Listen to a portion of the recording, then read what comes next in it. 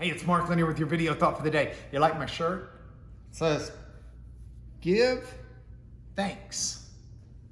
It reminds me of Psalm 136. Psalm 136 is one of my absolute favorite Psalms because it's got, it's antiphonal. It's got one group saying one thing and another group answering back. And it goes on and on and on, verse after verse after verse. And so it begins, give thanks to the Lord. That's first person over here. So they say, give thanks to the Lord. And then it's answered back, for his steadfast love endures forever. And then give thanks to God, for his steadfast love endures forever. And then it's give thanks to the Lord of Lords. It's a different Hebrew word for Lord, by the way. It's Adonai instead of the name of God, which was the first Lord.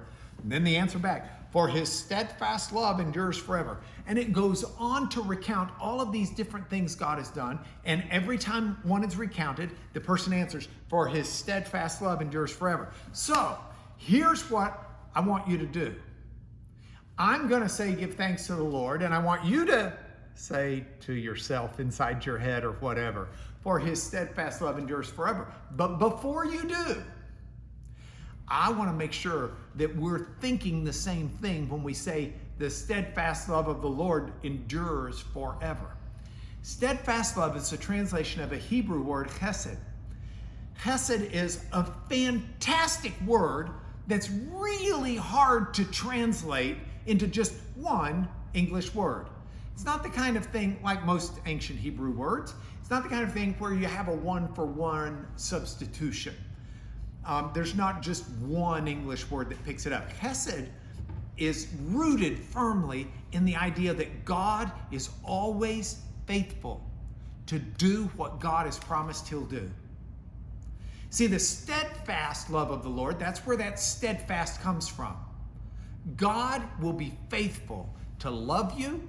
God will be faithful to forgive you. God will be faithful to guide you. God will be faithful to comfort you. God will be faithful to teach you. God will be faithful to rear you. God will be faithful to discipline you when that is what you need for your greater good. God is always going to be faithful in his commitment to you. So it's a steadfast love that endures forever.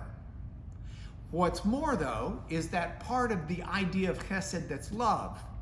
It's the idea that God's not doing this because it gives God a good feeling. God's not taking care of you and steadfast in his commitment and his promises to you because you've got God in a box or on a string.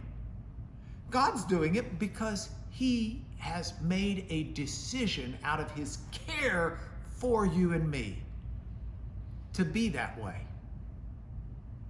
Not because we deserve it, not because we earn it, not because we satisfy God's needs or we tickle an itch he's got, simply because that's his character.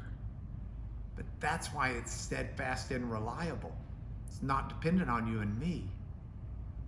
It's his faithfulness that endures forever, not mine and not yours. So, with that understanding of what his steadfast love endures forever is, I'll say the beginning, and then I'm going to get you to echo, at least in your head. Say it out loud if you want to. If you're watching this alone, no one will care. If you're watching it with someone, let them hear it.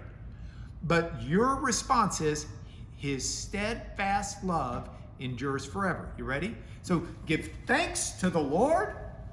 His steadfast love endures forever. Give thanks to the King of Kings. His steadfast love endures forever. Give thanks to the Lord of Lords. His steadfast love endures forever. Give thanks to God. His steadfast love endures forever. That's your video thought for the day.